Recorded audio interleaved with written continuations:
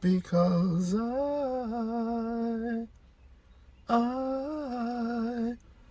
I don't want you to see me cry. Whoa. In a natural environment.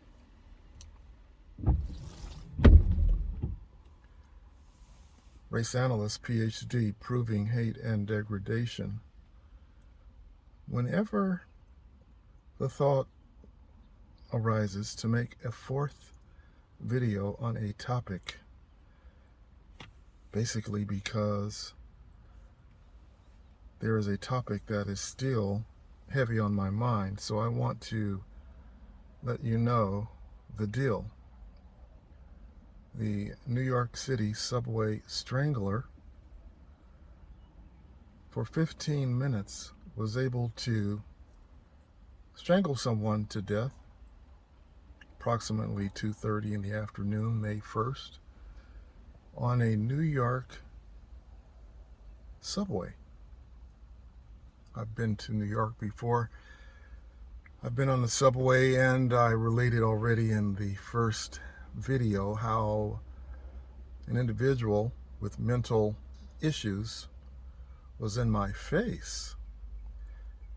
The thought never came to my mind that I would attack this mentally challenged person, likening him, in my mind, to those who are inebriated, drunk, knowing that they're drunk, knowing that a person is incapacitated, knowing that a person has fewer inhibitions. Not the good time to prove that you can beat them up or kick them around or put a chokehold on them. But this is what happened in New York on May 1st with what I estimate up to 4 stops possibly in 15 minutes when you're on a subway in New York. That means at 2:30 on that F train, hustle bustle, people coming and going. It's New York. It's Manhattan. Very crowded, very busy area. And throughout those travels and people exiting and getting back on,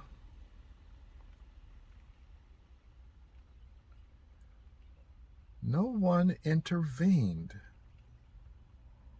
People getting on, people getting off, without the care, looking at 2 minutes, 3 minutes. Next stop, 4 minutes. Next stop, 8 minutes. Next stop, we're 12 minutes in. 15 minutes. Next stop. No one in 15 minutes intervened to save Jordan Neely as he was being choked out. Now, the persons who witnessed, for many different reasons we can imagine, did nothing. We can imagine why. Didn't want to get involved. That's a norm on a New York subway. People get on and can blow a trumpet and no one will even look up. But beyond the apathy, the self-indulgence on whatever level,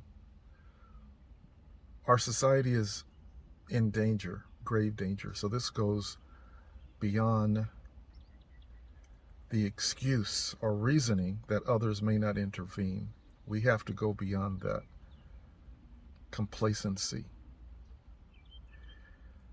In some people's mind, maybe it was good riddance to one of many troublesome mentally ill people that are so populated, so common on the subway. Were they also thinking that's what Jordan Neely deserved? And then we have who I have dubbed the subway Strangler, playing his macho role. Playing a macho role in anyone that is in a public setting with people looking, you're aware that they're there. So there is a piece of him while doing what he was doing is thinking about other people and him being the center of attention. And on some level, this vigilante of a sort in his own mind is doing something that's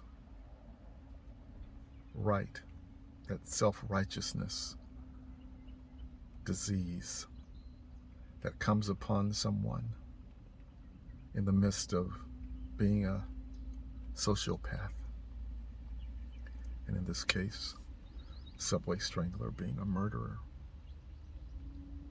So we have this dynamic of people looking, tens and tens on the subway, and at least one, I saw up to 3, including the subway strangler, involved in the death of Mr.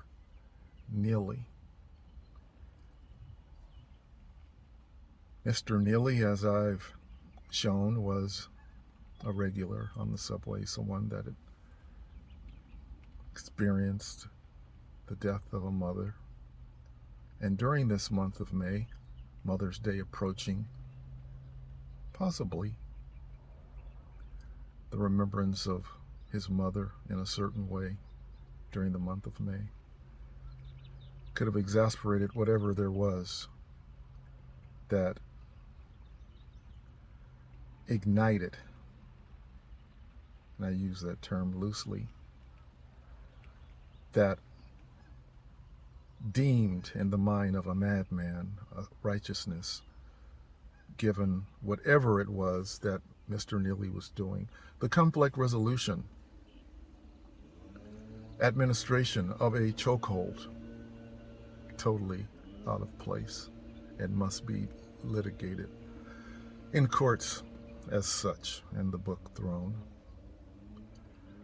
But Mr. Neely was a victim during that May 1st afternoon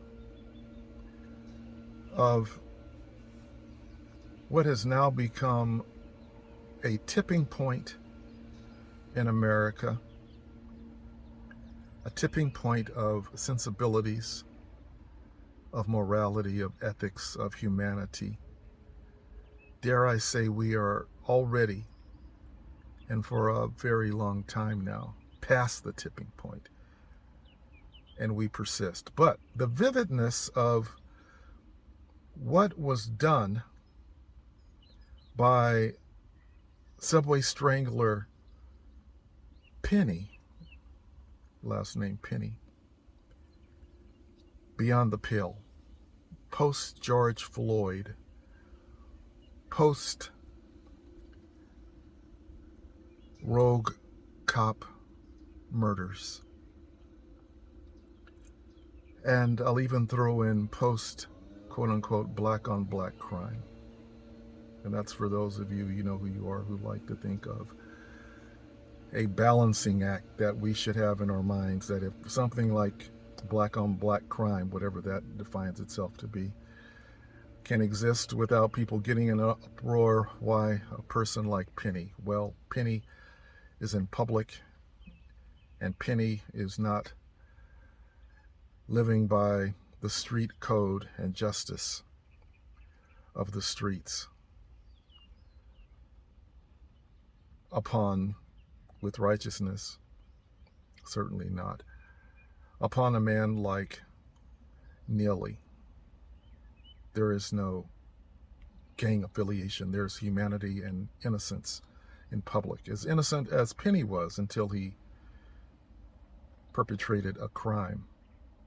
So given, as we do, we give innocence until proven guilty to all who are in public.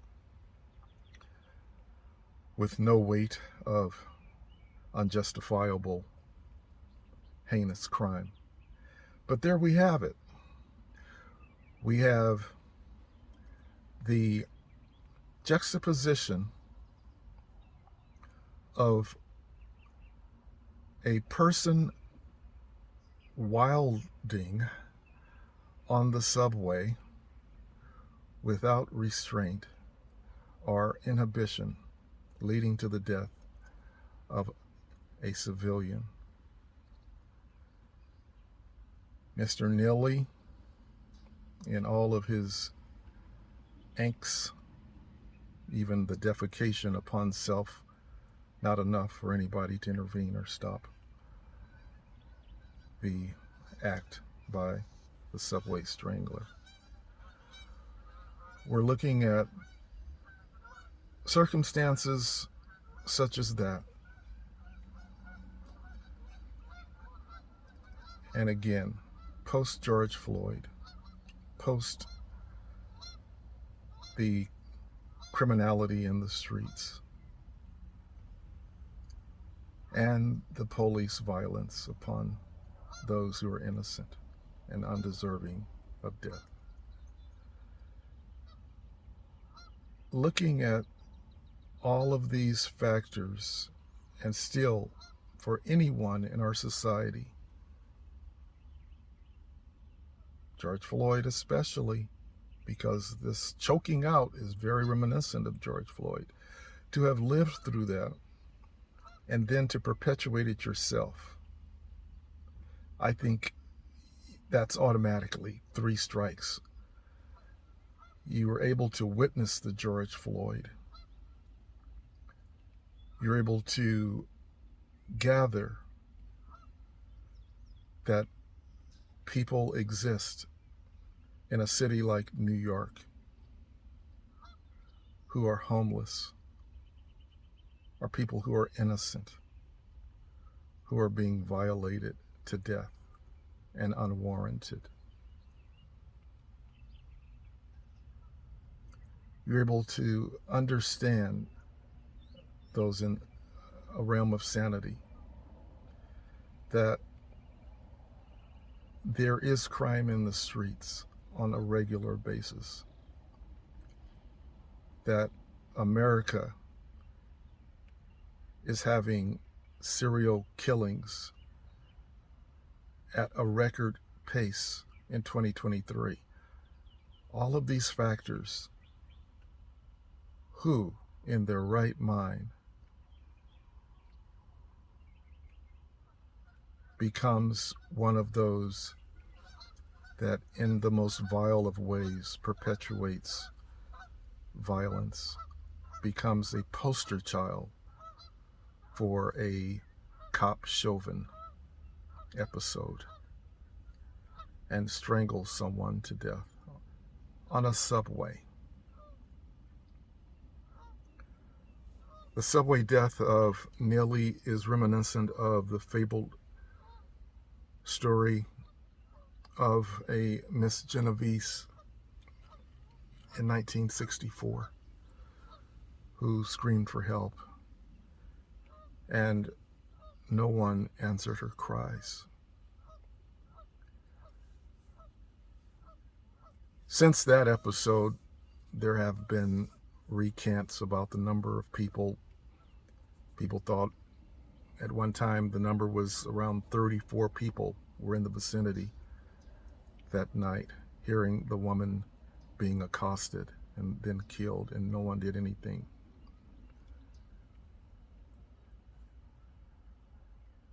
Not my place to place the burden of a death on anyone.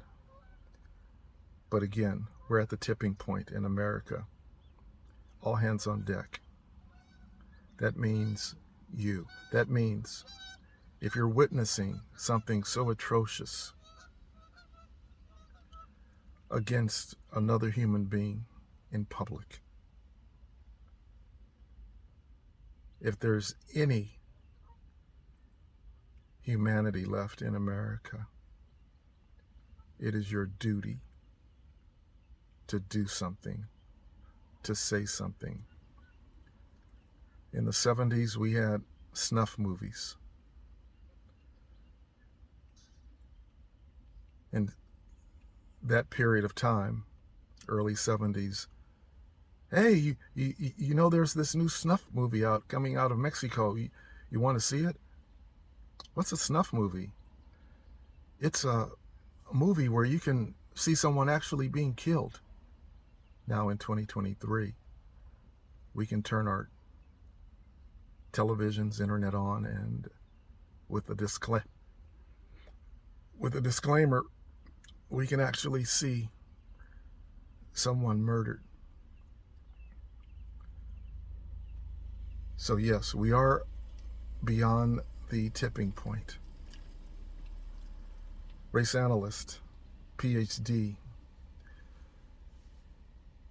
bringing clarity of mind to a topic that needs to be remembered and not brushed under the rug like oh so many incidents of violence and murder as we go to the next and the next.